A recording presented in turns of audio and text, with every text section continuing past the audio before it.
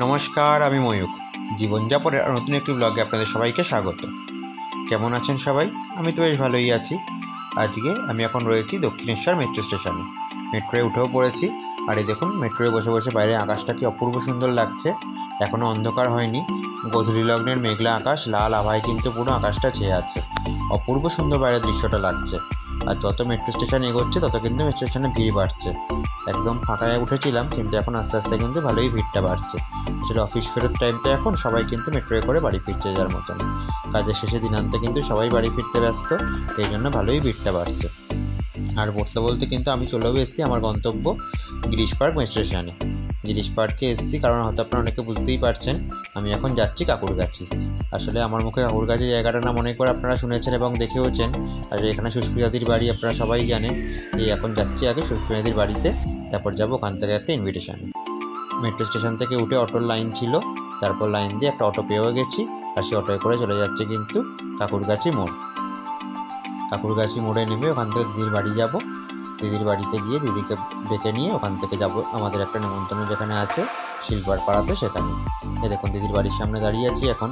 দিদি আসছে বাইরে, দিদি এলে আমরা একসঙ্গে চলে যাব শিল্পার পাড়ায়। আসলে আজকে ভাদ্র মাসে অমাবস্যার পরের দিন, আর সেখানেই শিল্পাদের পাড়াতে খুব বিরাট করে কালী পুজো হয়। সেইখানেই কিন্তু আমরা এখন যাচ্ছি। এ দেখুন, চলেও এসেছি। চলুন ঠাকুর প্রণামটাকে সেরে নিই।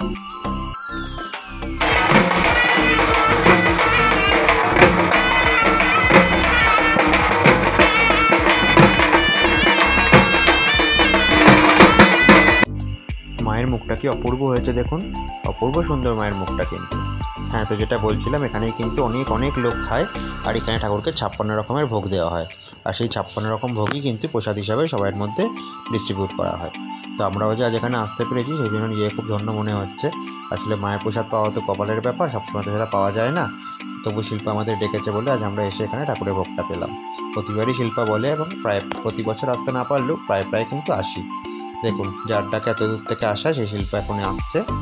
শিল্পার জন্যই কিন্তু এত দূর থেকে ঠেঙিয়ে আসা। আসলে শিল্পা বারবার বলে না এলে খারাপ লাগে একটা, সেই জন্যই কিন্তু আজকে যত কাজের মধ্যে হলেও ঠিক সন্ধ্যাবেলা চলে এসেছি। আসলে খাওয়া দাওয়াটা ছিল দুপুরবেলা, এখন প্রায় সন্ধে হয়ে গেছে। তো একদম শেষ পাতে এখন আমরা খাচ্ছি। আর পাতে এত রকম আইটেম, তার জন্য কিন্তু সব কিছু ভিডিও তো করা হয়নি। আর কী কী ছিল সেটা আপনাদের বলেও বোঝাতে পারবো না। ভিডিওর লাস্টে একটা মেনু চার্টটা দিয়ে দেবো, সেখানেই আপনারা দেখে নেবেন কী কী ভোগ ছিল। আসলে কী কী ভোগ ছিল বলা ভুল, কী ছিল না সেটাই এখন বুঝতে হবে। আর সেই ভোগের স্বাদও কিন্তু অপূর্ব ছিল। তো চলুন খাওয়া দাওয়াটা সেরে নিই। আর এটা এখন ফেরার সময় চলে এসেছি এখনকার খুব পপুলার শ্যামসুন্দরী কালীবাড়িতে। এটাও কিন্তু গিরিশ পার্কের কাছেই, মানিকতলাতে। এই সোশ্যাল মিডিয়া দৌলতে কিন্তু খুব ভাইরাল একটি মন্দির। তবে মন্দিরটি যেরকমই হোক, মায়ের মূর্তিটি কিন্তু অপূর্ব। আমি আগেও এখানে 2-3 বার এসেছি। তবে মায়ের যে এত সুন্দর অপূর্ব রূপ, সেই মায়ের রূপের টানেই কিন্তু এখানে বারবার ছুটে আসা। অপূর্ব সুন্দর মায়ের মুখটা। মায়ের মুখের দিকে তাকিয়ে থাকলে কিন্তু মনে হবে যেন খালি মায়ের মুখের দিকেই চেয়ে থাকি। সেখান থেকে মুখ সরাতে বা চোখ সরাতে ইচ্ছা করবে না। অপূর্ব সুন্দর মায়ের দৃষ্টি, অপূর্ব সুন্দর মায়ের চাউনি। একটি 10 বছরের বালিকার উপরে এখানে মাকে পুজো করা হয়, সেই হিসাবে কিন্তু মায়ের মুখটা সত্যিই খুব অপূর্ব। আর দেখুন, মাকে শাড়িটাও কি সুন্দর পরিয়েছে। মায়ের শাড়ির রঙটাও যেমন মাকে মানিয়েছে, মায়ের কিন্তু মুখটাও সেরকম সুন্দর হাসি মুখ। অপূর্ব সুন্দর লাগছে। আপনারাও মায়ের দর্শন করুন। আমরা এখন অনেকটাই রাত্রে এসেছি, সেই জন্য পুজো টুজো দেওয়ার ব্যাপার কিছু আর নেই, শুধু মাকে একটু দর্শন করেই বেড়ে যাচ্ছি।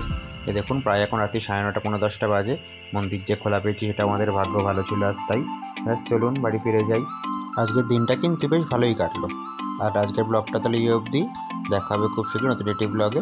সবাই ততদিন ভালো থাকবেন, সুস্থ থাকবেন।